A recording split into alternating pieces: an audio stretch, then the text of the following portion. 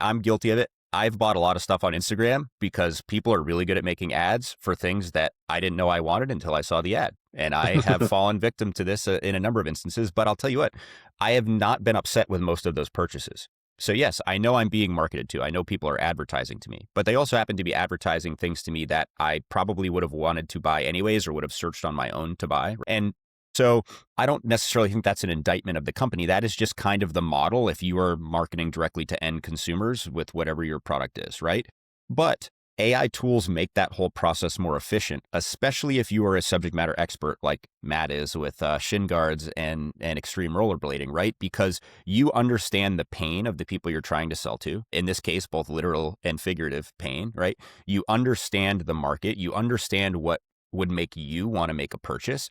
So if you have knowledge of that space, you can be more effective in your marketing, and you can use AI tools to make better ads, to automatically generate images and videos, to do all of that infrastructure.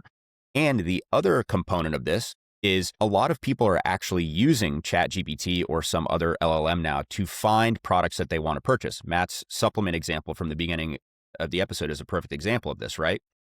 And so you can actually set up your website so that there's an entire, essentially hidden page that is specifically targeted to LLMs that are searching the internet. So yes, you want to be able to market and advertise to humans, but now the infrastructure of e-commerce has changed where you want to essentially be advertising to LLMs as well. So you want to have information that is specific to, a ChatGPT or a Claude that is searching the internet for these products. And if you are learning about how to do this stuff, you are going to be leaps and bounds ahead of larger, more established companies who are really just dipping the toe in the water with this stuff. And so it can make you way more effective at marketing, advertising, targeting the right people. And if you combine that with expertise in the area, you can actually create compelling ads. You're selling things that people want to buy anyways, but you know how to provide the right solution because you have the expertise in that industry.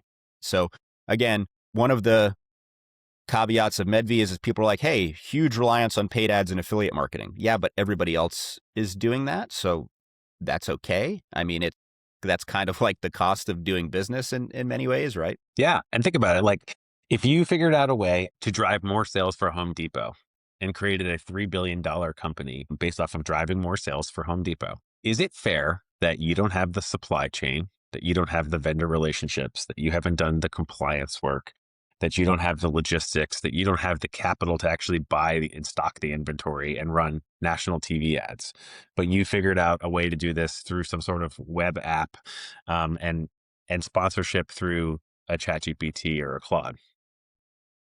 No, it's not fair. Doesn't matter. If you're doing it legally and ethically, and Home Depot is like, we are happy to share this revenue with you. Sure, you are quote unquote kind of like hopping on the bandwagon of this thing that we've built for 30 or 40 years that has such a prohibitive amount of income, such a prohibitive amount of capital that you would need to ever compete with us. And it's kind of annoying that we have to give this to you, but we're happy to do it because we're still making money. Then good for you, right? I think people like look at this example and they start to say, well, like, you didn't really come up with the company. Did you? Did he or didn't he? He did. And he saw an opportunity.